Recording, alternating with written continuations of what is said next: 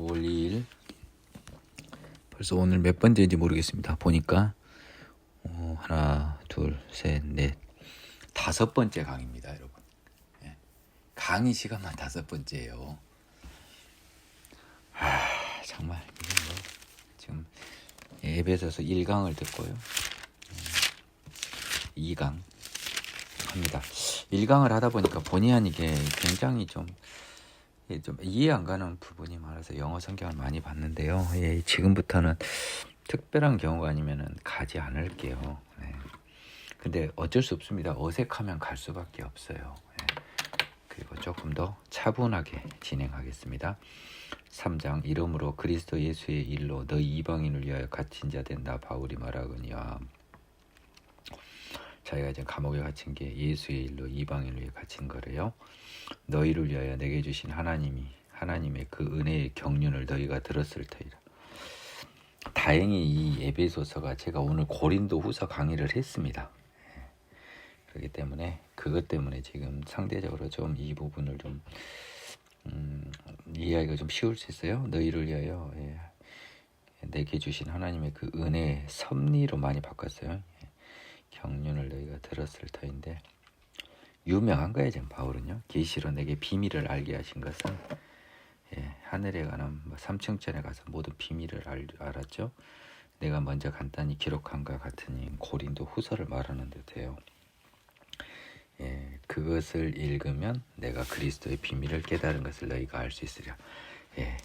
감히 그리스도의 비밀을 깨달았다고 말하고 있습니다. 고린도 후서보다 에베소서는 좀 뒤에 썼죠. 감옥에서 쓴 거니까 로마 가서. 이제 그의 거룩한 사도들과 선지자들에게 성령으로 나타내신 것 같이 다른 세대에서는 사람 아들들에게 알리지 아니하셨죠. 아까 그래서 다른 세대는 알리지 않았으니까 때가 찬 경륜이 때가 차서 이제 온 거예요. 성령으로 나타내신 것 같이 다른 세대에서는 안 알렸는데 이제 오신 거죠. 이제 이는 이방인들이 복음으로 말미암아 그리스도 예수 안에서 함께 상속자가 되고 누구와 함께요? 이스라엘과 함께요. 지체가 되고 함께 약속에 참여하는 자가 됐습니다. 이방인들도 드디어 복음으로 말미암아 예수로 말미암아 이 복음을 위하여 그의 능력이 역사하시는 대로 내게 주신 하나님의 은혜의 선물을 따라 내가 일꾼이 되었습니다. 모든 성도 중에 지극히 작은 자보다 더 작은 나에게 이 은혜를 주신 것은 측량할 수 없는 그리스도의 풍성함을 이방에 전하게 하시고. 이게 여러분 좀 재밌어요. 사실 나 별 볼 일 없고 박해했던 사람이잖아요. 나에게 이 은혜를 왜 줬냐면요. 측량할 수 없는 그리스도의 풍성함을 이방인에게 전하게 하고요. 영원부터 만물을 창조하신 하나님 속에 감춰졌던 비밀의 경륜이 어떠한 것, 이 복음에 관한 섭리가 어떠한 것을 드러내게 하려 하심이래요. 이것에서는요. 본인이 약간 지적인 능력이 있는 것이 은근히 써져 있어요. 그러기 위해서 이 진리를, 복음의 진리를 드러내기 위해서 하나님이 바울을 선택해서 썼다라고 하는 그런 느낌을 본인이 좀 가지셨던 것 같아요. 근데 그게 결코 자랑은 아닙니다. 보면 이는 이제 교회로 말미암아 하늘에 있는 통치자들과 권세들에게 하나님의 각종 지혜를 알게 하려 하심이에요. 교회는 뭡니까? 예수를 믿는 사람들의 단체를 말하는 거예요. 어떤 건물을 말하는 거 아닙니다. 그러므로 교회는 예수 믿는 사람들로 표현하면 돼요. 이제 예수 믿는 사람들로 말미암아 하늘에 있는 통치자들과 권세들에게 하나님의 각종 지혜를 알게 하려 하심이에요. 곧 영원전부터 우리 주 예수 그리스도 안에서 예정하신 뜻대로 하신 것이랍니다. 하나님의 각종 지혜요.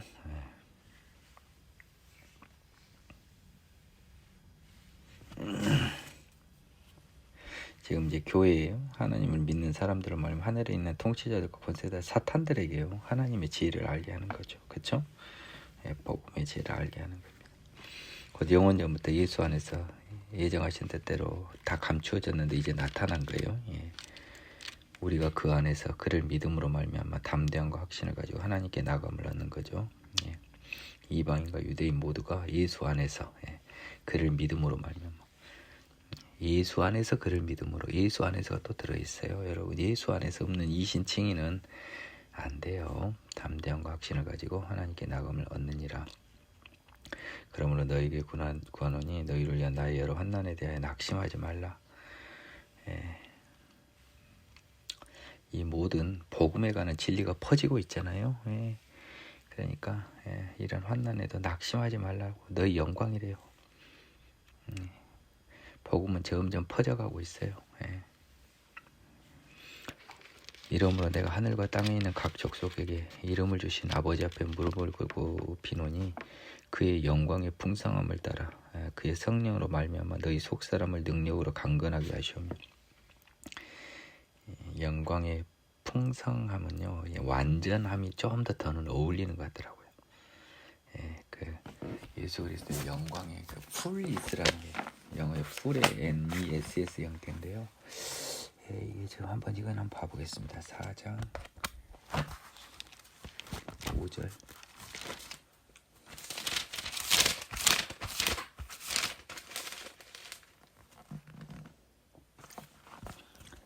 장 16절.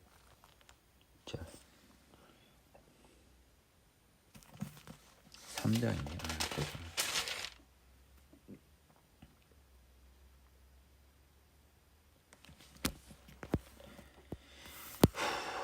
He would grant you according to the riches of his glory. 여기는 riches라고 썼네요. 그러면 풍성함이 좀 맞겠습니다. 풀리스가 아니네요. 죄송합니다. 그 영광의 풍성함을 따라 그의 성령으로 말미암아 너희 속사람을 능력으로 강건하게 하시며. 속사람인 게 생명의 성령으로 태어난 영의 사람. 현재는 보이지 않지만요, 부활의 기초가 된 우리 속사람. 그 성령으로 말미암아 강건하게 하시오며 또 믿음으로 말미암아 그리스도께서 너희 마음에 계시게 하시었고. 그리스도께서 우리 마음에 있는 게 아니고요, 하나님이 이렇게 계시게 하시었고요. 구원에서 하나님의 주권이에요. 하나님이 계시게 하신다는 거예요. 우리 믿음이 우리 게 아니에요. 너희가 사랑 가운데서 뿌리가 박히고 터가 굳어져 하나님의 은혜로 능히 모든 성도와 함께 지식에 넘치는 그리스도의 사랑을 알고. 너희 이방인들이 모든 에베소인들이 모든 성도와 함께 그리스도의 사랑을 알고.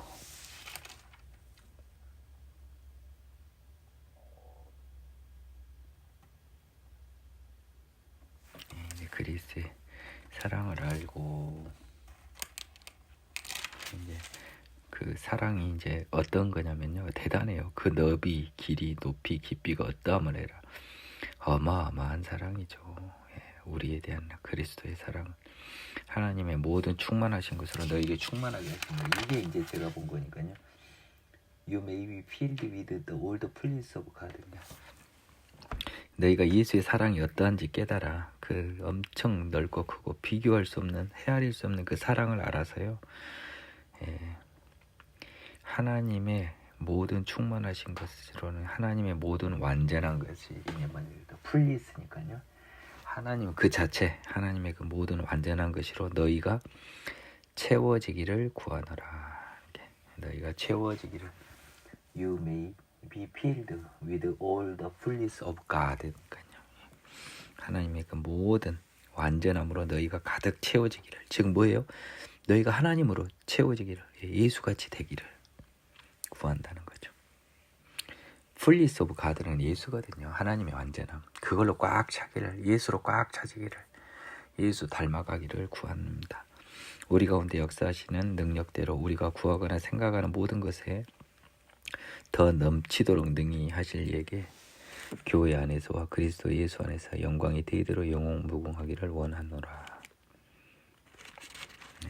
하나님이요, 항상 우리가 구하거나 생각하는 모든 것에 더 넘치도록 능히 하신대요. 하나님은 항상 우리가 기대한 것보다 더 큰 것을 주시고 그걸 하게 하실 수 있다는 것 같습니다. 그러므로 주 안에서 갇힌 내가 너희를 권하노니 너희가 부르심을 받은 일에 합당하게 행하여. 부르심을 받은 일, 복음에 합당하게 행하고 하나님의 자녀됨에 합당하게 행하여 모든 겸손과 온유, 오래 참음, 사랑 가운데서 서로 용납하고 평안에 매이는 줄로 성령이 하나 되게 하신 것을 힘써 지키라. 평안에 매이는 줄이 좀 매력 있네요. 예. 움직이지 못하고 딱 안정적이잖아요. 줄로 매니까 그것이 뭐예요? 평안. 예. 성령이 하나 되게 하신 것. 예. 우리는 한 성령에서 불렀고 우리는 한 예수 닮아가는 사람이 되는 한 새로운 사람이 됐잖아요. 이방인 모두 뉴맨이 됐잖아요. 4장 3절을 잠깐 보겠습니다.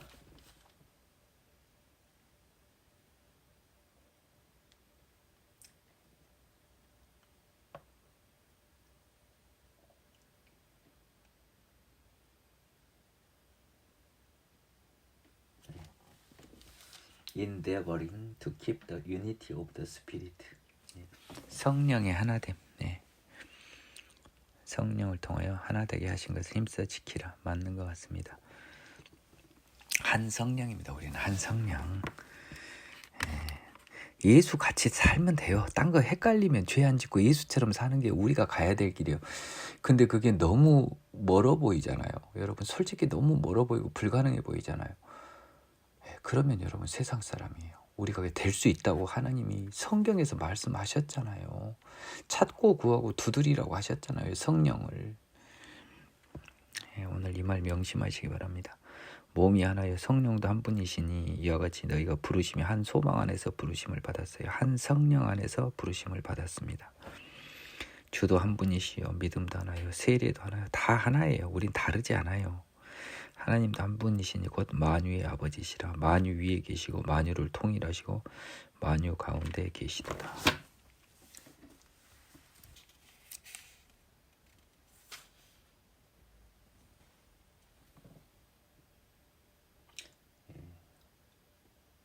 There is no one body, one spirit. There is one body, one spirit. Just as we are called one of you, one Lord, one faith, one baptism, one God, one Father of all, who is above all, through all, in you all. 만유 위에 계시고 만유를 통일하시고 만유 가운데 계시도다.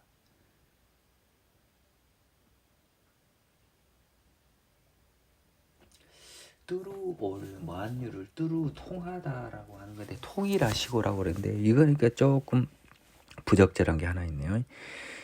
만유의 아버지인데 만유 위에 계시고요. 또 만유를 관통하시고 만유 가운데 계시다. 통일한다보다 모든 걸 다 안다는 거예요. 통해 있다, 관통하신다. 뚜루라고 써졌거든요. 저거를 통일로 번역할 수는 좀 없을 것 같습니다. 영어로 뚜루라 써졌으니까요. 어디에다 써놔야겠네. 뚜루.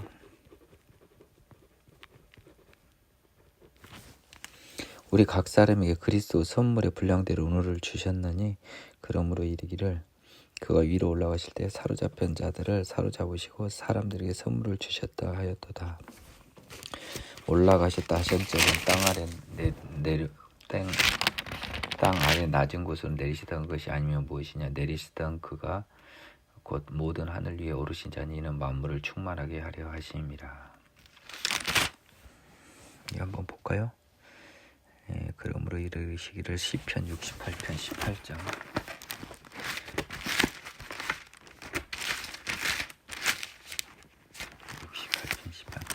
주께서 높은 곳으로 오시며 사로잡은 들을 취하시고 선물들을 사람들에게 받으시며 반역자들로부터 받으신 여호와 하나님이 그들과 함께 계시기 때문이로다. 여기 선물을 받은 걸로 돼 있거든요. 사로잡으시고 사로잡은 들을 취하시고 선물들을 사람들에게서 받으시며로 돼 있어요. 사람들에게 주셨다 하는 것은 조금 달라요. 지금 성령이 하나 되게 한 건데요. 지금 하나가 되게 강조되고 있거든요.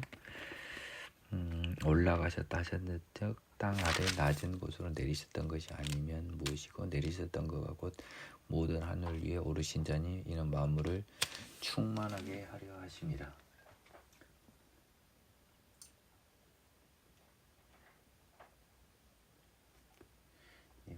만물을 충만하게 한다. 만물을 채우다, 완성하다라는 느낌이 강합니다. 그래서 이게 좀 그렇게 큰 의미는 없습니다. 그 하느님이요, 선물을 주셨든 받았든 상관없습니다. 그러니까 하느님이 이 땅에 땅으로 오셨다, 올라갔다. 예수님이 메시아가 시편에 선물을 주고 은혜를 주시고 올라갔다, 받았다고 해도 되는데, 이 바울은 주셨다고 해석했으니까 이제 바울 뜻을 일단 따라가겠습니다. 올라가셨다고 썼으니까 일단 내려오셨던 거 아니냐. 그리고 내리셨던 거가 그 모든 하늘 위에 올랐다는 것도 사실이니까 내려오셨다가 메시아가 하늘로 올라갔다는 게 시편에 기재됐다는 겁니다.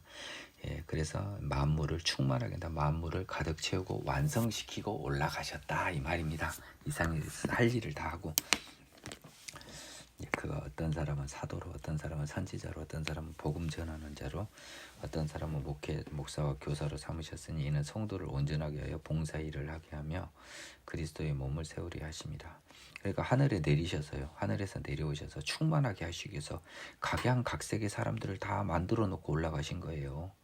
한 사람만 만들어 놓으면 어떡해요? 사도만 만들면 목사와 교사는 누가 삼을 거예요?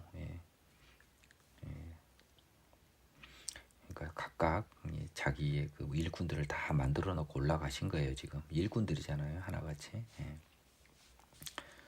그래서 이렇게 자기 일꾼들을 만들어 놓고 올라가신 이유는 성도를 온전하게 하여 봉사의 일을 하게 하며 그리스도의 몸을 세우려 하심이라. 교회를 세우려 하심이라 라고 되겠네요. 성도들 잘 가르치고 또 하나님의 일을 따르게 하며 그리스도의 몸인 교회를 세우려 하심이라. 우리가 다 하나님의 아들을 믿는 것과 아는 일이 하나가 되어 온전한 사람을 이루어 그리스도의 장성한 분량이 충만한 데까지 이르리니. 13절 한번 영어로 보겠습니다. Till we all come to the unity of the faith of the knowledge of the Son of God and to a perfect man, to the measure of the stature of the fullness of Christ.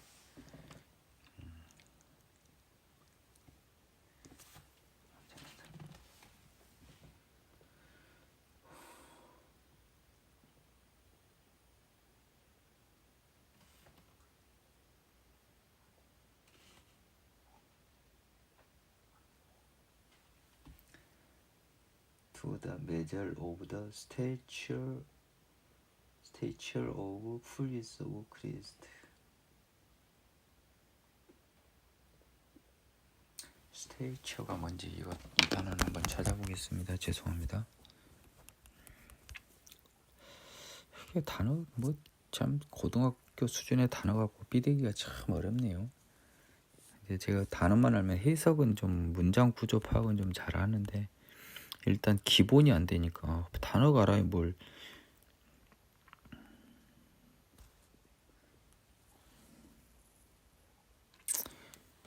사람의 키라는 뜻도 있고 지명도, 위상 이런 뜻이네요. 잠깐만요. 그러면 그리스도의 장성한, 그래서 장성한 분량이라고요. 그러면 틀린 것은 아닙니다. 스테이처라는 단어는요, 약간 사람의 키라고 하는 의미가 있어요. 위상이나 지명도 이런 뜻도 있지만요.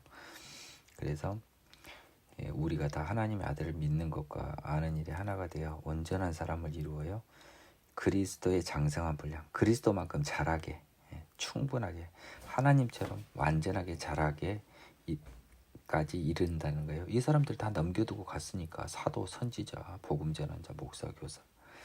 이는 우리가 이제부터 어린아이가 되지 아니하여 사람의 속임수와 간사한 유혹에 빠져 온갖 교훈의 풍조에 밀려 요동하지 않게 하려니라. 사람의 속임수와 간사한 유혹, 온갖 교훈의 풍조, 세상 지식, 세상 지혜에 밀려 요동하지 않게 하려 하는 거예요. 오직 사랑 안에서 참된 것을 하여 범사에 그에게까지 자랄지니라. 그는 머리니 곧 그리스도라. 그래서 제가 항상 그런 거예요. 우리가 예수처럼 안 살면요 천국 못 간다니까요. 참된 것을 행하여 범사에 예수까지 자랄지라는 이렇게 큰 목표를 우린 주셨다고요. 하느님이 주신 거예요. 바울 선생님이 준 게 아니고.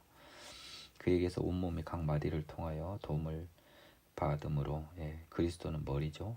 그러니까 그에게서 온몸이 마디를 통하여 도움을 받고 연결되고 결합되어 각 지체의 분량대로 역사하여 그 몸을 자라게 하며 사랑 안에서 스스로 세운다는 겁니다.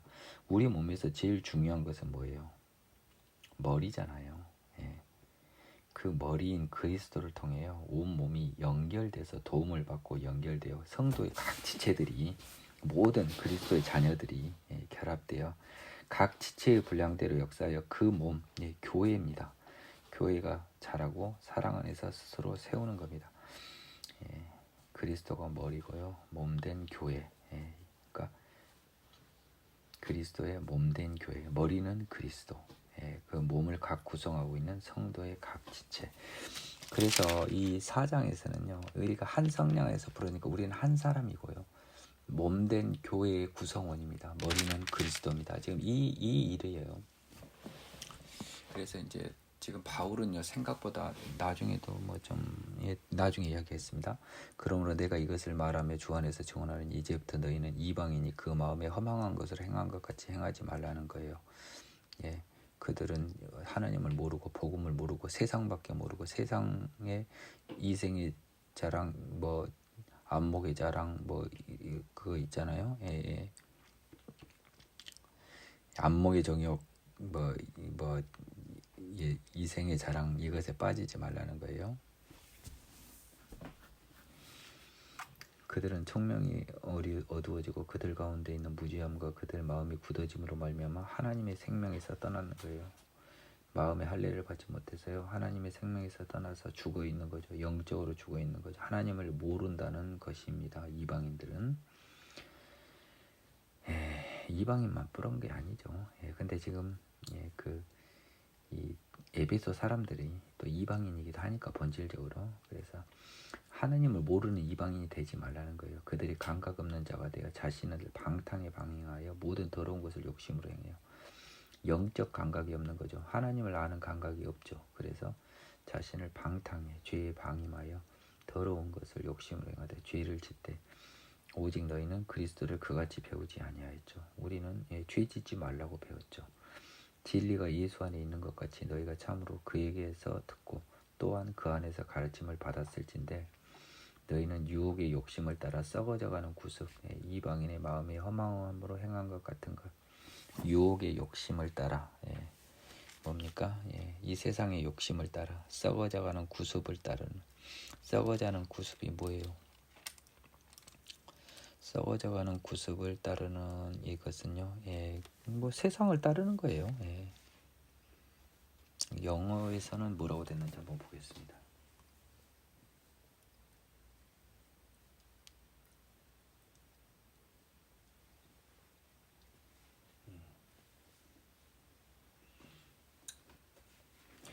이게 deceiving lust라고 돼 있거든요.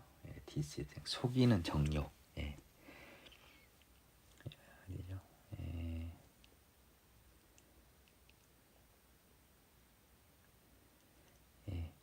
유혹의 욕심을 따라라고 하는 것보다는요.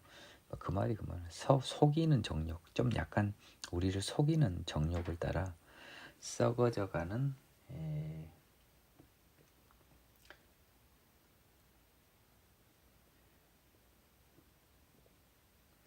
former conduct, former conduct, 이전 것, 이전 구습, 이전 버릇들을 따르지 말고, 그러니까 옛날에 죄짓던 그 상태를 벗어나요.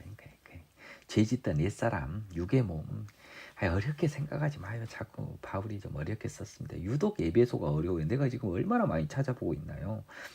바울 머릿속에 들어갔다고 또 아까 뻥뻥뻥 쳤다가 지금 얼마나 지금 헤매고 있습니까? 이 말을 어려운 말을 유난히 에베소에 많이 썼어요.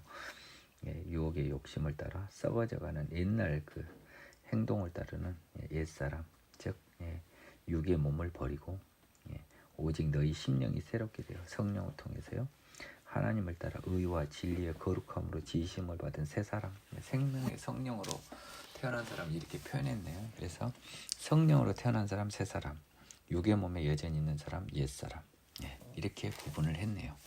에베소에 나온 분류법입니다. 그런지 거짓을 버리고 각각 그 입과 더불어 참된 것을 말하라. 이는 우리가 서로 지체가 됩니다. 우리는 각각 지체 예수 그리스도에서 한 몸이니까 너뿐만 아니라 너희 이웃이랑 각각 우리 모든 교회 성도들이요 참된 것을 말하고 죄 짓지 말라는 거죠. 분을 내어도 죄를 짓지 말고 해가 지도록 분을 품지 마라. 화를 내지 말래요. 화나면 보통 죄를 지어요. 욕을 하거나 뭐 던지거나 뭐 이런 행동을 하죠. 이건 죄입니다. 죄를 지으면 안 돼요. 분을 내는 것도 죄예요. 사실은 제가 엄밀히 말할게요. 분을 내는 것도 죄입니다. 그래서 해가 지도록 분을 품지 말라고 했어요. 사람이니까 분은 나요. 오래 그걸 유지하지 마세요. 죄입니다. 얼른 평정심으로 돌아오세요. 분을 내는 것도 죄인데 분을 내어서 죄를 지으면 이건 참말로 큰 죄죠. 사람 화난다고 때리고 죽이고 마귀에게 틈을 주지 마요. 분을 품는 건 마귀에게 틈을 주는 거예요. 평안이 없는 거잖아요. 도둑질하는 도둑질하지 말고요. 돌이켜 가난한 자에게 구제할 수 있도록 자기 손으로 수고해 선한 일을 하래요. 이 도둑질이란 게 반드시 절도만 말하겠습니까? 사기치고 불량한 마음으로 모든 것을 돈을 버는 더러운 방식으로 돈을 버는 사람을 욕하는 거죠. 가난한 자에게 구제할 수 있도록 수고해 선한 일을 하라는 말은 뭔 말이에요? 더러운 돈으로 구제하지도 않고 구제로 인정도 안 해준다는 겁니다. 무릇 더러운 말은 입 밖에도 내지 말아요. 말 조심해요. 깨끗한 말을 해야 합니다. 욕하면 안 돼요. 제가 그랬죠. 예수님 알고 나서 가장 큰 변화가 그렇게 의미 없이 하던 제가 입이 좀 거칠어요. 여러분들이 좀 봐도 느낄 수 있죠. 아무 의미 없는 욕을 얼마나 하는데 내 입에서 욕이 단 한마디도 없이 사라져버린 거예요. 이거 신기하대요. 제가 약간 비속어는 가끔 하지만 욕은 요즘 한마디도 안 합니다. 정말 은혜 중에 은혜죠. 오직 덕을 성은 대로 선한 말을 하여 듣는 자들에게 은혜를 끼치게 하라. 말도 굉장히 중요해요. 하나님의 성령을 근심하게 하지 말랍니다. 그 안에서 너희가 구원의 날까지 인치심을 받아. 성령이 우리 구원의 증거, 인치심은 증거거든요. 우리 증거라는 거는 지금 고린도후서부터 여기까지 미니멈 4번 나왔어요. 5번 같기도 하고요. 그러니까 성령이 우리의 증거인데 그 성령을 근심하게 하면 어떡해요? 그러면 안 되죠. 슬퍼하게 하면 안 돼요. 성령이 왜 슬퍼하겠어요? 죄 지은 거 보고 있는 하느님이 얼마나 슬퍼요. 여러분 뻔히 보고 있는 성령님 앞에서 죄 지으니까 그거 근심하시죠. 너희는 모든 악독과 노함과 분냄과 떠드는 것과 비방하는 것을 모든 악의와 함께 버리고 떠드는가 비방, 분냄, 노함, 악독 다 죄예요. 서로 친절하게 하며 불쌍히 여기며 서로 용서하기를 하나님이 그리스도 안에서 너희를 용서하신 것처럼 용서하면 되잖아요. 비방하고 뭐 악의, 뭐 노함, 분냄은 다 용서 못해서 생기는 거잖아요. 용서 한 방으로 다 끝나는 거잖아요. 31절이. 그러므로 사랑을 받는 자녀같이 너희는 하나님을 본받는 자가 되고. 그래서 내가 예수같이 안 되면 천국 못 간다 그랬잖아요. 예수같이 되는 목표를 세워야 돼요. 그리스도께서 너희를 사랑하신 것 같이 너희도 사랑 가운데 행하라. 사랑을 이제 강조하네요. 사랑은요 남을 나가지만 생각하면 되더라고요. 제가 가끔 좀 이렇게 어떤 사람 중에 정말 심하면 좀 비판을 합니다만은 원래는 비판을 훨씬 더 많이 했어요. 제가 비판 굉장히 좋아했던 사람입니다. 세상 시절에요. 지 눈에 티끌은 들보는 못 보고 남의 저기에 티끌은 엄청 잘 찾아냈던 사람이거든요. 근데 어느 순간 내가 보기 싫고 욕하고 싶은 사람 얼굴에서 하나님이 내 얼굴을 보여줘 버리더라고요.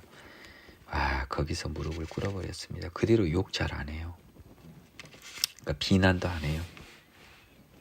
그는 우리를 위하여 자신을. 근데 가끔 그게 솟아올 때마다 제가 꼭 화냈다가 다시 이게 변화되는 모습 보여요. 막 화가 올라왔다가 괜히 좀 쓸데없는 말을 했네 이런 게 느껴지실 거예요. 육의 몸을 입고 있으니까 불쑥불쑥 올라오는데 그래도 비판하려고 하지는 않습니다. 그리스도께서 너희를 사랑하신 것 같아. 너희도 사랑 가운데 행하라. 그는 우리를 위해 자신을 버리사 향기로운 제물과 희생 제물을 하나님께 드리셨죠. 화목 제물로요. 그리고 선택한 하나님의 자녀 알고 정하고 부르신 자들에게는 속죄 능력의 십자가를 주신 겁니다. 음행과 온갖 더러운 것과 탐욕은 너희 중에서 이름조차도 부르지 말라. 성도에게 마땅하지 않다. 음행이 일본으로 왔어요, 여러분. 음행이 1번이에요. 여러분. 시사하는 바 크죠? 더 이야기 안 합니다. 누추함과 어리석은 말이나 희롱의 말이 마땅찮아요. 말도 쓸데없는 말 하면 안 돼요. 항상 감사하는 말을 하래요. 너희도 정녕 이것을 알거냐. 음행하는 자, 더러운 자, 탐하는 자, 곧 우상숭배자. 자, 그래서 탐하는 자가 우상숭배자로 봐버려요. 그러면 봐보세요. 바울의 탐심은 예수 없으면 다 걸리는 거잖아요. 그러면 다 우상숭배자로 봐버리는 거예요. 바울이요, 우상숭배로 봐버린 거야. 이 양반 머리 좋네. 이제 이 이스라엘이 바벨론 간 뒤로는 우상숭배는 아예 없어져 버렸다고요. 근데 십계명 마지막에 그 이웃 것을 탐하는 그 자를요, 우상숭배자로 봐버린 거예요. 죄인이다라고 확실히 보여주려고 우상숭배자로 쳐버리는 거예요. 탐하는 자를. 음행 정말 싫어하죠. 더러운 자, 탐하는 자, 곧 우상숭배자. 아, 그렇네요. 음행하는 자, 더러운 자, 탐하는 자를 전부 합쳐서 우상숭배자로 봐버린 거예요. 그래야 애들이 겁먹을 것 같거든. 우상숭배는 오줌 질질 싸잖아요. 지금 바벨론 갔다 온 뒤로는 우상숭배는 없다니까요. 근데 이거 뭐야, 몰록이나 금오스 섬기고 바알 섬긴 게 말고 음행하고 더럽고 탐하는 게 우상숭배라니까, 아, 이게 쫄아버리잖아요. 이게 겁먹어버리잖아요. 우상숭배하면 오줌을 질질 싼다니까, 이스라엘 애들이나 얘들. 그래서 우상숭배자로 딱 간주해버려요. 하나님 나라 기업 못 얻는다, 천당 못 간다 딱 해버린 거예요. 그리스도와 하나님 나라의 기업을 얻지 못하리니 누구든지 헛된 말로 너희를 속이지 못하게 하라. 이로 말미암아 하나님의 진노가 불순종의 아들에게 임하나니. 이로 말미암아 뭡니까? 우상숭배, 뭐예요? 음행, 더러움, 탐하는 것으로 인하여 하나님의 진노가 불순종의 아들, 하나님을 따르지 않는 더러운 죄인들에게 임합니다. 그러므로 그들과 함께하는 자가 되지 말아요. 불순종의 아들들, 진노의 자녀와 함께하지 마요. 너희는 긍휼을 받은 하나님의 자녀, 생명의 성령으로 태어난 자녀들이라. 너희가 전에는 어둠이더니 이제는 주 안에서 빛이라. 빛의 자녀처럼 행하라. 새롭게 태어난 생명의 성령으로 태어난 여러분은 이제 어둠이 아니고 빛입니다. 고린도 전서 그곳에 빛이 있으라 한 그곳에 빛이 있어요. 예수 그리스도 얼굴에 있는 하나님을 아는 빛이 우리에게 비쳐서 우리가 하나님을 알게 됐죠. 우리도 빛의 자녀가 됐습니다. 고린도전서 한지가 진짜 하루 이틀밖에 안 됐어요. 지금 하루 이틀 사이에 몇 장을 하는지 모르겠습니다. 빛의 열매는 모든 착함과 의로움과 진실함에 있느니라. 주를 기쁘시게 할 것이니 무엇인가 시험하여 보라. 저는 이걸 굉장히 여러분에게 추천드리고 싶어요. 모든 상황에서, 하루의 모든 상황에서, 선택의 순간에서 어느 것이 하나님이 기뻐하실 것인가를 항상 생각하세요. 자랑은 아닙니다만 저는 하루의 모든 판단의 순간에서요, 어지간한 판단, 밥 먹고 뭐 이런 거, 오늘 메뉴 못 먹을까 이런 추잡한 거 말고요, 좀 인간적으로 가치 판단이 들어간 모든 부분에서 저는 하나님의 판단에 맞게 하려고 진짜 노력은 합니다. 하나님이 인정해 주실지 안 해주실지는 모르겠습니다. 너희는 열매 없는 어둠의 일에 참여하지 말고 도리어 책망하래요. 어둠의 일이 뭐예요? 죄 짓는 일이요. 그들이 은밀히 행하는 것들은 말하기도 부끄러운 거죠. 죄들. 남녀가 만나서 음행하고. 이 많은 대한민국에 모텔이나 호텔이 왜 그렇게 많아요? 그 중에 상당수가 목사, 여자 성도들, 교회 장로님들, 권사님들 수두로 갈 거예요. 아마 적지 않다고요. 다는 아니지만 다 하겠어요. 있다는 거죠. 하지만 우리는 그런 사람들을 멀리해야 됩니다. 그런 사람들은 옆에도 오면 안 돼. 근처도, 혹시라도 알면 그런 사람 근처도 가지 마요. 그러나 책망을 받는 것이 모든 것은 빛으로 말미암아, 책망을 받는 모든 것은 빛으로 말미암아 결국 다 드러나요. 죄는 드러나는 것마다 빛이니라. 이것은 좀 번역이 잘못됐을 것 같아요. 한번 보겠습니다. 13절.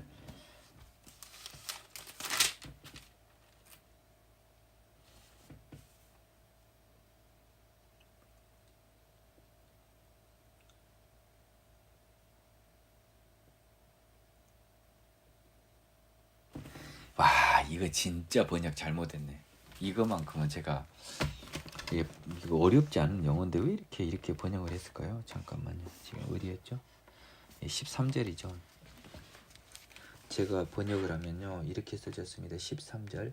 But all things that are exposed are made manifest by the light입니다. 드러나는 모든 것들은요, 그러니까 그 세상의 모든 일들은요 결국 빛에 의해서 드러나는 거예요.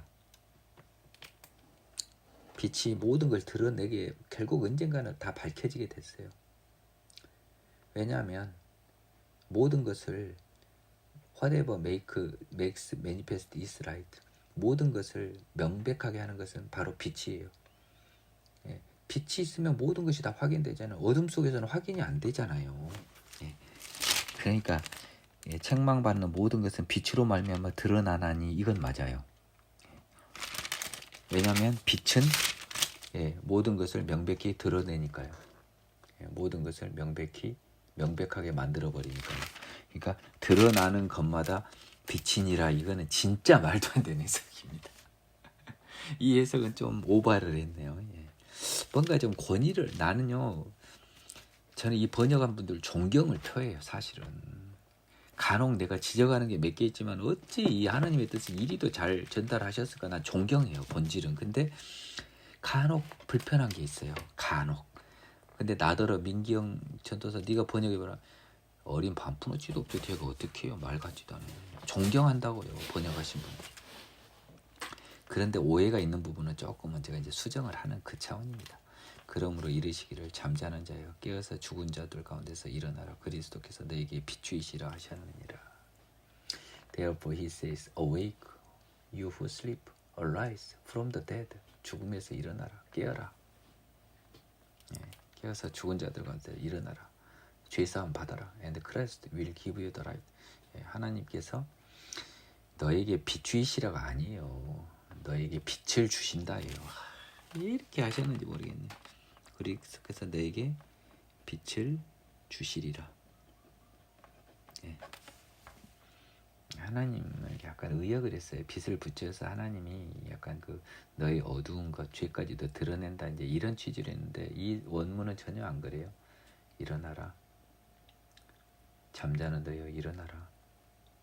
죽음에서 일어나라. 하나님께서 너에게 빛을 주실 것이다.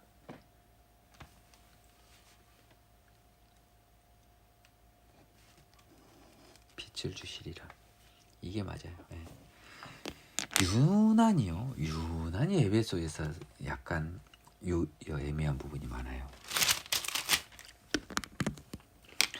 그런즉 너희가 어떻게 행할지를 자세히 주의하여 지혜 없는 자가 차지 말고 오직 지혜 있는 자가 하여 세월을 아끼라. 때가 악하니라. See then that you walk circumspectly, not as fools but as wise. And redeeming the time because the days are evil. 저게 악이라는 뜻으로 번역이 됐네요. redeeming이란 말이요. 세월을 아껴라. 때가 악하니라.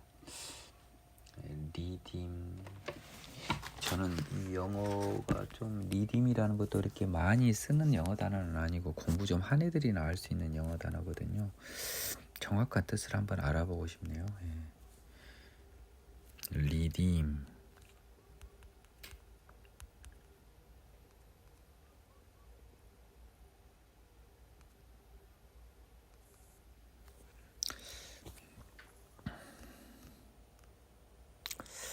이게 이럴 것 같아서 내가 왠지 이게 보완하다, 만회하다, 구하다라는 뜻이거든요. 기본적으로는 어떤 벌이나 결함을 보충하다, 그 다음에 죄악으로부터 구원하다라는 뜻도 있고요. 빚을 청산하다. 근데 타동사로 와야 되잖아요. 타동사, 목적어 나왔으니까. 그러면 redeeming the time because the days are, 시대가 악하니까 redeeming 되찾다요. redeeming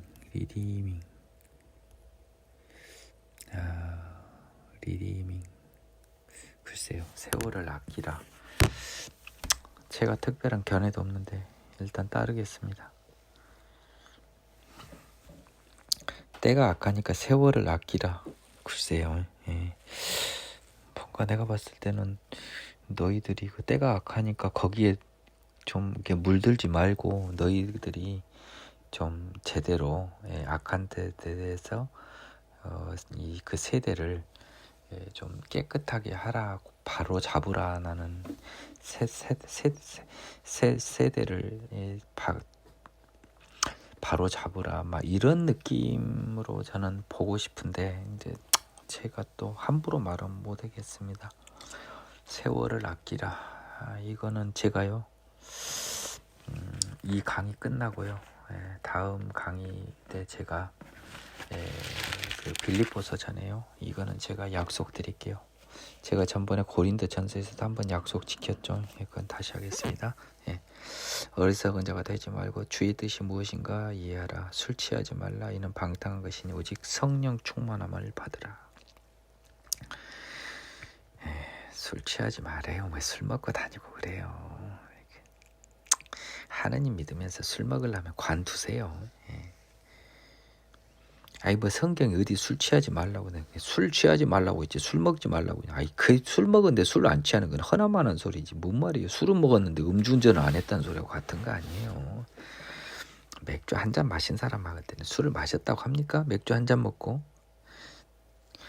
취하 정도 먹은 걸 술 먹으라고 하는 거니까요. 안 먹으면 좋아요. 저 술 안 먹어가지고 건강이 얼마나 좋아진지 몰라요. 하나님이 나 살리려고 아무리 봐도 구원하신 것 같아요. 안 그랬으면 저 이미 죽었어요. 저 뭡니까? 저 아이고 나 다리 썰어버리고 싶을 정도로 아픈 통풍.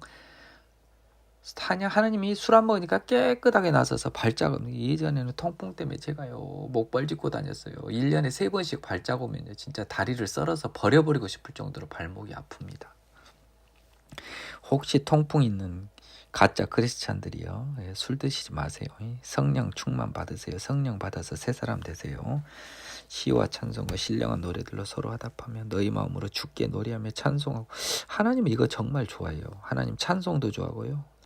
하나님 영광 찬미하고 감사 기도하는 거 좋아하고. 하나님 좋아하는 거 감사 기도 찬송 좋아해요. 범사에 우리 주 예수 그리스도의 이름으로 항상 아버지 하나님께 감사하며. 또 나왔잖아요. 감사하며 찬송하며. 이게 좋아하시는 것 같더라고. 그리스도를 경외함으로 피차 복종하라. Submitting to one another. 그러니까 피차 복종하라 하는 것보다 다른 사람들 의견을 따라줘라 이 말이 좀 더 맞아요. Submit 뭐 양보하다는 뜻이 좀 강하잖아요. 그렇죠? 오케이. 자 여기까지 하고요. 아내와 남편. 이거는 이제 그렇게 저기 하진 않는데 그래도 이것도 다 보겠습니다. 아내들이 자기 남편에게 복종하기를 죽게 하더라라. 이는 남편이 아내의 머리됨이 그리스도께서 교회의 머리됨과 같음이니 그가 바로 몸의 구주시라. 그러므로 교회가 그리스도에게 하듯 아내들도 이게요 여러분들 지금 이 사람들이 그 그리스도와 그 우리가 신부 관계를 자꾸 이 어린 양까지 확장을 해서 어린 양의 신부가 우리라고 보는 게 사실 이 바울의 고린도후서와 에베소서에서 써졌더라고 보니까. 근데 이거는 좀 달라요 여러분. 이 교회가 지금 몸된 교회에 하나님이 우리의 머리시고요. 예수님이 이 교회의 머리시고요. 마치 그 교회와 예수님이 하나 된다라고 한 것 자체가 요것 때문에 어린 양의 혼인자체를 이런 걸로 이어버린 것 같더라고요. 아니에요. 어린 양의 혼인자체는 절대 그거 아니에요. 이거하고 다르다고요. 이거는 아직 천국 오기 전에 이 세상에서 모습이에요. 천국의 혼인잔치는요 예수님과 새하늘과 새 땅의 결합이에요. 왜 사람하고 그 뭐죠? 뭡니까? 이제 신부는 사람이어야만 돼요. 새하늘과 새 땅이 신부처럼 단장했다고 써졌는데요. 요한계시록에는요. 여러분들이 그렇게 교회가 신부라고 해도 뭐 상관은 없어요. 누가 맞는지는 모르겠는데 저는 아닌 것 같아요. 왜 교회를 신부라고 하나 봤더니 바울의 이 고린도후서 에베소서 근데 이거는 지금 현실 세계란 말이에요. 새하늘과 새 땅이 오기 전이에요. 남편들 아내 사랑하기를 그리스도께서 교회를 사랑하시고 교회를 위하여 자기 자신을 주신 것 같이 하라. 그러니까 교회와 그리스도의 관계를 보세요. 그래서 지금 바울은 뭐라 그러냐면 예, 교회와 그리스도 관계를 아내와 남편 관계를 살짝 비슷하게 좀 바꿔놓고 있어요. 여성분들이 보기에는 조금 불편할 수 있겠어요. 예. 근데 다 서로 사랑하는 거니까요. 한쪽은 복종하고 한쪽은 사랑하는데 다 그게 교회를 위해 자신을 주신 것 같잖아. 사실 보세요. 남편들요. 예수님은 교회를 위해서 자기 목숨을 주셨잖아요. 여러분 자꾸 교회를 아내랑 그렇게 뭐 이렇게 합하는 것이 지금 여기서 온 것 같은데 이 천국까지 과연 어린 양의 혼인잔치를 이렇게 보는 건 나는 무리라는 거예요. 이미 혼인잔치가 뭐 이미 여기서 하나 됐는데 그러면 그건 아니에요. 어린 양의 혼인잔치 명백히 아닙니다. 이는 곧 물로 씻어 말씀으로 깨끗하게 해서 거룩하게 하시고 자기 앞에 영광스러운 교회를 세우사 티나 주름 잡힌 것이나 이런 것들이 없기에 거룩하고 흠이 없게 하려 하심이라.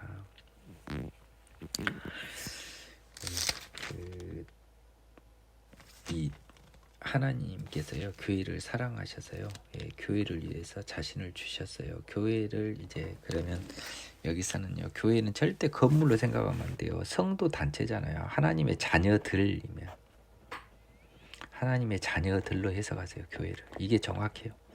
그리스도께서 하나님의 자녀들을 사랑하시고 그 자녀들을 위해 자신을 주신 것 같이 하라는 거예요. 자꾸 교회를 건물로 봐버리니까 여러분들이 좀 골치가 아파요. 하나님의 자녀들이지 뭔 교회예요. 교회는 자녀들이 집합소인데 건물이 아니잖아요. 그래서 하나님은 예수님은 어땠어요? 물로 씻어 말씀으로 깨끗하게 하사 거룩하게 하셨잖아요. 자기 자녀들을 세례받고 복음으로 깨끗하게 하사 죄 없이 거룩하게 하셨죠. 자기 앞에 영광스러운 교회로 세우사 하나님의 자녀들로 세우사 티나 주름 잡힌 것 이런 것들이 없이 거룩하고 흠이 없게 하려 하심이라.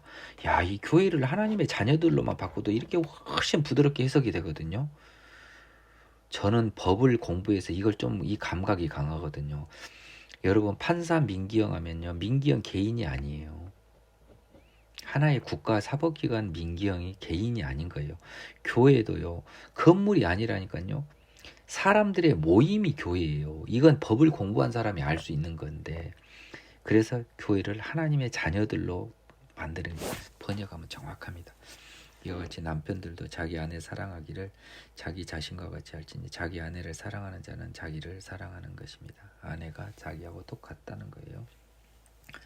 사랑은 또 남을 자기와 같이 간주하는 거잖아요. 아내도 마찬가지입니다. 누구든지 언제나 자기 육체를 미워하지 않고 오직 양육하여 보호하기를 그리스도께서 하나님의 자녀들에게 함과 같이 하나니 우리는 그 몸의 지체임이라. 그러므로 사람이 부모를 떠나 그의 아내와 합하여 그들이 한 육체가 될지니 이 비밀이 크도다. 나는 그리스도와 교회에 대하여 말하노니 그러나 너희도 각각 자기 아내 사랑하기를 자기 자신과 같이 하고 아내도 자기 남편을 존중하라. 이제 결론 났어요. 야, 바울이 왜 이런 억지 소리를 한지 알겠어요. 바울은요 음란을 싫어해요. 아시죠? 예. 부부가요 절대 깨지면 안 된다고 생각하는 거예요. 바울은. 그러려면 어떻게 해야 되냐면요. 남편은 아내를 사랑하고요. 아내는 남편을 존경해야 돼요. 근데 이 사랑과 큰 것 땡겨왔네요. 제가. 사랑과 존경을 찾아올 가장 좋은 비유사랑이 하나님의 자녀들과 나 지금 머리 솟아요. 나 지금 엄청나게 지금 뇌가 봅니다. 하나님의 자녀들과 예수님의 관계예요. 자, 예수님은 하나님의 자녀들을 어떻게 하죠? 사랑하시죠. 우리는요 예수님을 경외하죠. 하나님을 존경하죠. 이 궁합이 딱 맞는 것이 남편과 아내를 딱 그 궁합을 맞게 해줄 유일한 것이 예수님과 하나님의 자녀들의 관계예요. 하나님의 자녀들을 교회라고 한 거예요. 건물이 교회가 아니고. 야 진짜 이것도 심야에 공부한다고 이거 하나 또 주셨네. 나 이거 좀 헷갈렸거든요. 이제 알겠어요. 그래서 여러분들이 이제 내가 지금 다음에 우리 그 공부 시간에 발표할 그 주제하고도 관련이 되는데 여러분들은 자꾸 이것 때문에 자꾸 교회를 건물로 보고 이 답답한 사람들이 교회를 건물로 보고 자꾸 교회가 신부래요. 교회는 하나님의 자녀들이에요. 그러면 하나님의 자녀들이 예수님과 결혼한다? 그건 아니에요. 이건 비유라니까. 남편과 아내의 관계는 사랑과 존경의 관계인데 약간 이때만 해도 남존 여비가 있던 시절 아닙니까? 남편은 아내를 사랑하고 아내는 남편을 존경하라는데 이 케이스는 어디가 있냐? 하나님의 자녀들과 예수님과의 관계에서 끌어온 거예요. 그래서 예수님과 하나님의 자녀의 관계를 남편과 아내의 관계로 해서 아내와 남편을 서로 사랑하고 존경하게 해서 가정관계를 딱 회복시켜서 음란에서 가정을 지키려고 하는 하나님의 지혜가 여기 써져 있습니다. 이거 진짜 대단하네요. 나 오늘 그 아내와 남편에 관한 하나님의 이 말씀을 조금 이해할 수 있을 것 같아요.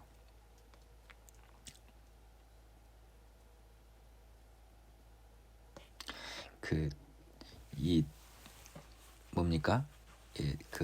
그리스도께서요, 이 교회를 하나님의 자녀들을 사랑하신 것을 표현하면서 거룩하고 깨끗하게 하시고요, 티나 주름답게 하고 이렇게 하려 하심이라라고 하면 또 역으로 보면 뭡니까? 이것도 굉장히 중요해요. 바울 진짜 대단한 사람이네요. 왜냐하면 예수님은요, 하나님의 자녀들을 깨끗하게 했잖아요. 사랑으로. 남편도요, 아내를 사랑해야만요, 그 아내가요 깨끗해지는 거예요. 흠이 없고 깨끗해지는 거예요. 남편이 아내를 사랑하지 않으면요, 여자는 더러워질 수 있어요. 약간 그런 느낌이 좀 강합니다. 25절 26절은. 그래서 예수님이 우리 하나님의 자녀들을 얼마나 사랑했어요? 그러면 결국은 남편 보고 아내를 더 사랑하라는 거예요. 아내는요, 남편 사랑하라고 안 하고 존경하라고만 됐잖아요. 왜 그럴까요? 남편이 아내를 진심으로 사랑하면요, 아내가 남편을 존경하는 것만 하면 돼요. 왜냐하면요, 아내는 그 자체로 이미 깨끗해졌거든요. 사랑으로.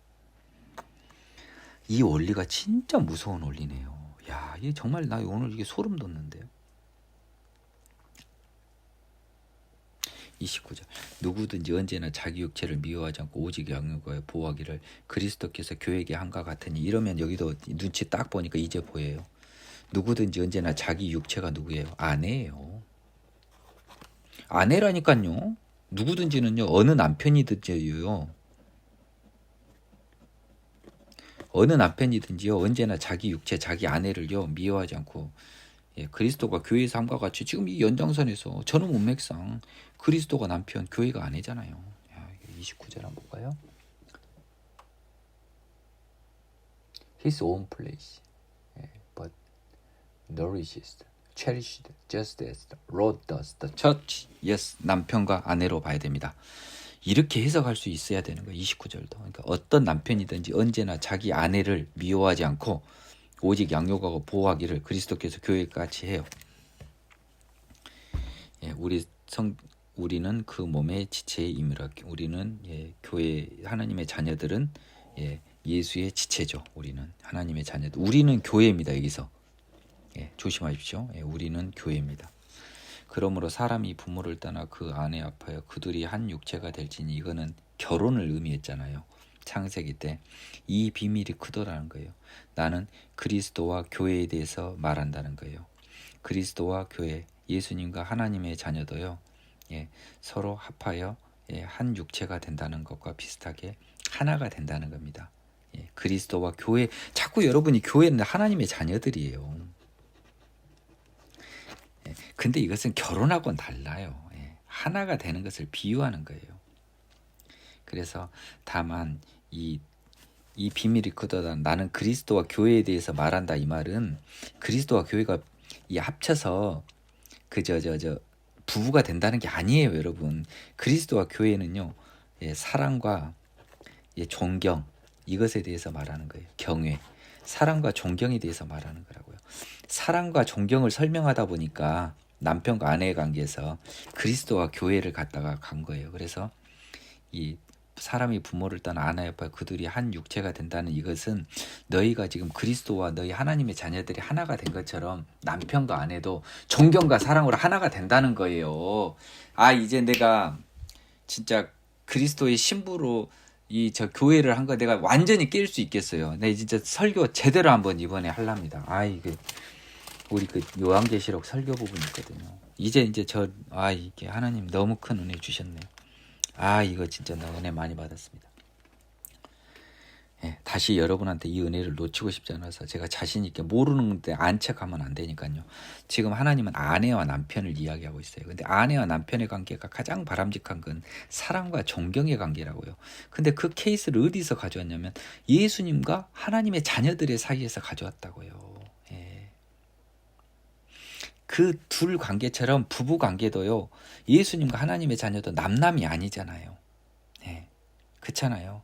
사람이 부모를 떠나 아내 아파야 한 육체가 될 때니 그러면 예수님이 그 부모인 하나님을 떠나 아내인 하나님의 자녀 교회죠. 하나님의 자녀와 합하여 그 둘이 하나가 된 것처럼 남편과 아내도 하나다 하나. 하나님 예수님과 이 하나님의 자녀들처럼.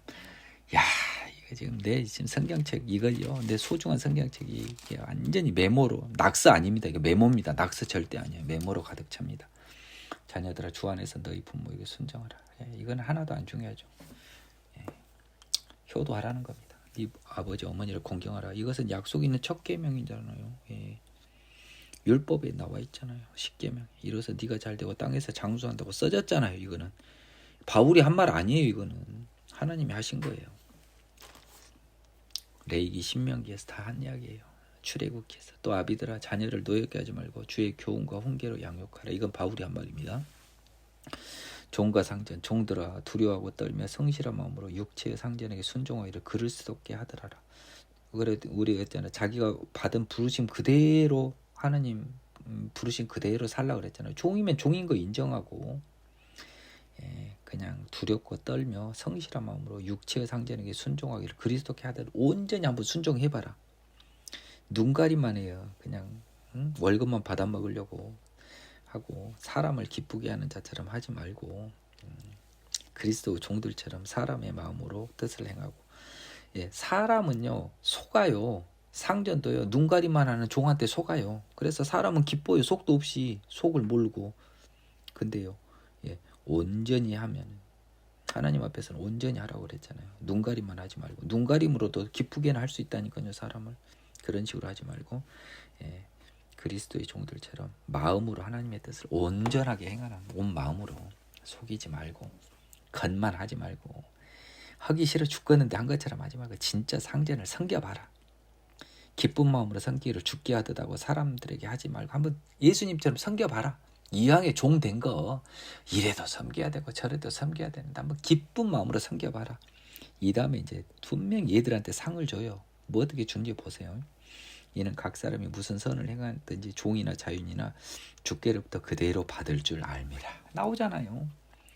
네가 종으로서 선을 행해도요 하나님이 그대로 상 준대요. 그대로 받은대요. 선을 너가 받아. 네가 종에서 상전을 온몸으로 섬겨. 그럼 그건 선이야. 선.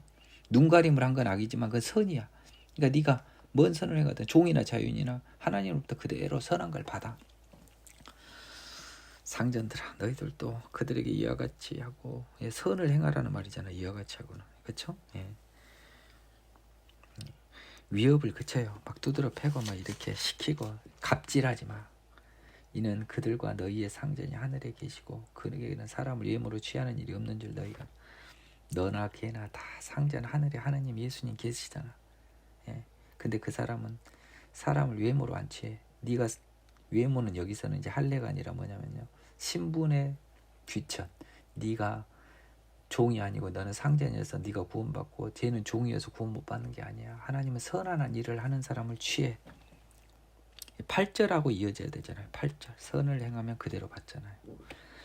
성경은 이렇게 딱 종합적으로 바울 성경은 쫙쫙 보여요. 나는 오늘 아내와 남편 진짜 이거 큽니다. 마귀를 대적하는 삶. 끝으로 나 이것도 엄청 중요하게 봐요. 끝으로 너희가 주 안에서와 그의 힘의 능력으로 강건해지고. 봐보세요.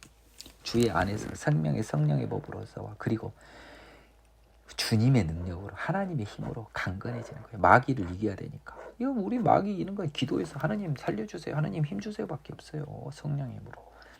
마귀의 관계를 능히 대적하기 위해 하나님의 전신갑주. 마귀를 이기려면 이걸 입어야 되는데 여러분 너무 잘 아시죠? 우리의 씨름은요. 우리의 상대는요. 혈과 육, 사람들 상대로 하는 거 아니에요. 혈과 육은 사람들이에요. 세상 사람들. 통치자들과 권세자들과 어둠의 세상 주관자들과 하늘에 있는 악의 영들을 상대합니다. 그냥 막 이렇게 하죠. 마귀래, 마귀. 두 글자 마귀, 사탄. 그러므로 하나님의 전신갑주, 온 몸을 갑옷처럼 두르는 거죠. 전신갑주 취하라. 이는 악한 날에 너희가 능히 대적하고 모든 일을 행한 후에 서기이라며. 너희가 악한 날에 마귀의 날에 너희가 능히 대적하고요. 마귀를 다 이긴 후에 하나님의 복음 위에 구원의 서기 위해서 천국에 가기 위한 거죠. 마귀를 물리치고 천국 가기 위해서요. 그런즉 서서 진리로 너희 허리띠를 띠고. 우리의 허리띠는 진리. 그러니까 진리라는 단어를 하죠. 그리고 허리띠.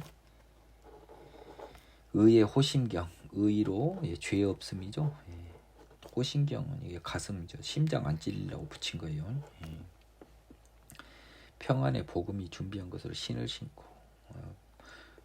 신은 편해야 되니까 발이 편해야 마음이 편하죠. 평안의 복음. 복음은 평안을 주는 거니까요. 신 신고. 모든 것이 믿음의 방패지고. 방패도 필요하죠. 그건 믿음의 방패. 이로써 능히 약한 자의 모든 불화살, 사탄의 공격을 소멸해요. 자, 그러면 봐보세요. 사탄의 공격을 소멸하는 건 뭐예요? 믿음이에요. 믿음. 죄사함 받아 새롭게 된 믿음. 이것이 우리의 수비로서는 최고의 수비죠. 최고의 수비. 믿음. 구원의 투구. 머리 가르치는 것은, 머리 막는 건 구원. 성령의 검, 하나님의 말씀을 가지라. 검은 뭐예요? 공격 무기죠. 공격은 뭐예요? 말씀. 말씀으로 공격하는 거예요. 우리가 마귀를 이겨내는 겁니다.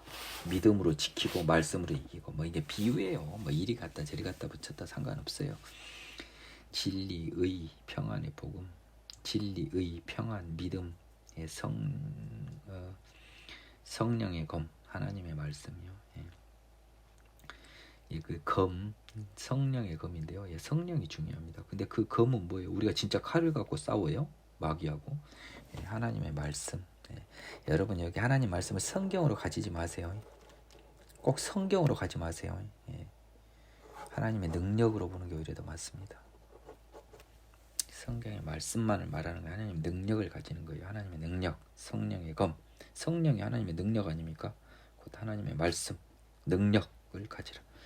모든 기도와 간구를 하되 항상 성령 안에서 기도해야 돼요. 어디가 마귀 기도 좀 하지 마요. 뭐 좀 살려주라 어째라 막. 뭐였다 그것도 필요하지만 본질적인 기도는 하나님의 나라와 의를 구하는 것이 성령 안에서 하는 거 아니겠습니까? 이를 위하여 깨어 구하기를 항상 힘쓰며 여러 성도를 위하여 그래요. 중보 기도는 많이 해요. 또 나를 위하여 구할 것은 이제 성도라는데 나를 위한 중보 기도는 바울한테요. 말씀을 주사, 능력을 주사, 나로 입을 열어 복음의 비밀을 담대히 알리게 하옵소서 할 것이지. 말씀을 주사 이제 뭐 할 말이겠죠. 복음을 위해서. 그걸로 보이네요. 이게 입을 열어 복음의 비밀을 담대히 알릴 말씀, 하나님의 말씀. 그러니까 이거는 그 약간 능력의 의미도 조금 있지만 기본적으로는 바울이 뭐 말씀 모를까요? 구약 성경은 아주 쏙 깨고 있잖아요. 그러니까 여기서 전하는 말씀은 구약 성경은 아니에요. 그렇죠? 그러니까 성경은 아니라고요. 이 당시에는 성경은 없으니까. 그러면 하느님이 나에게 하느님의 말씀을 주사. 여기 진짜 이 성경과 무관하게요. 성경과 무관한 하나님의 말씀. 하나님의 말씀. 신비의 말씀을 주사. 내가 복음의 비밀을 담대히 알리게 합소서 하는 게 맞아요. 지금 우리가 여러분들 이 사람들은 지금 성경이 없던 시절이에요. 구약 성경 빼놓고는 그거 잘 알아셔야 돼요. 신약 성경 없어요. 그리고 바울은요 구약 성경 다 외운 사람입니다. 뭘 또 줘요. 다 아는데 이건 진짜 하나님의 복음의 비밀을 알려주는 하나님의 계시의 말씀입니다. 말씀은 계시의 말씀이 맞겠네요. 이게 맞습니다. 이것을 위해 내가 쇠사슬의 메인 사신이 된 것은 지금 복음 전파를 위해서요. 지금 꼭 감옥에 있어요. 나로 이 일에 당연히 할 말을 담대히 하게 하려 하심이래요. 쇠사슬에서 묶이게 된 것은요. 결과적으로는 이제 이런 것과 상관없이요. 나는 담대히 하다가 지금 쇠사슬에 묶였잖아요. 선우가 약간 바뀌었는데 뭐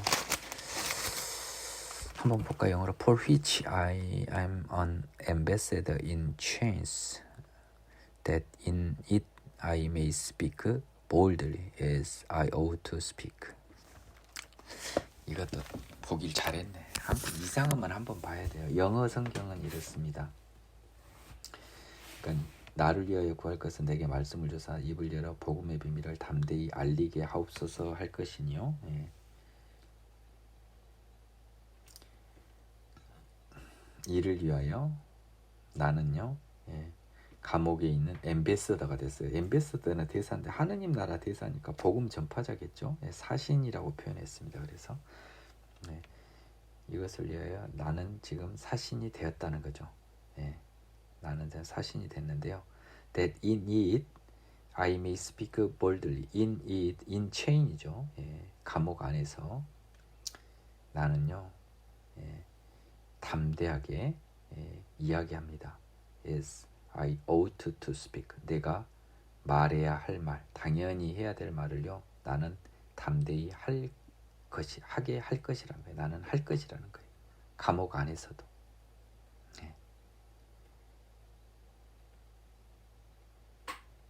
나는 그러니까 복음을 위해서요 사신으로서 지금 감옥에 있어요. 예, 그렇지만 그 안에서도요 나는 당연히 내가 해야 될 복음을 전하는 말을 담대히 용감하게 할 것이라는 거예요. 내가 그 담대히 말을 하게 할 것이다. 이러네요. 그러면 이거네요. 이거는 내가 이렇게 말을 하게 하는 건 하나님의 하려 하심이라고 하는 것은 번역은 잘 됐어요. 영어 문법상으로 그래서요. 근데 하나님은요, 내가 복음의 비밀을 담대하게 전파하는데 그것을 어떻게 전파하게 하는지 아세요? 예, 옥에 갇힌 상태에서 전파하게 하신대요.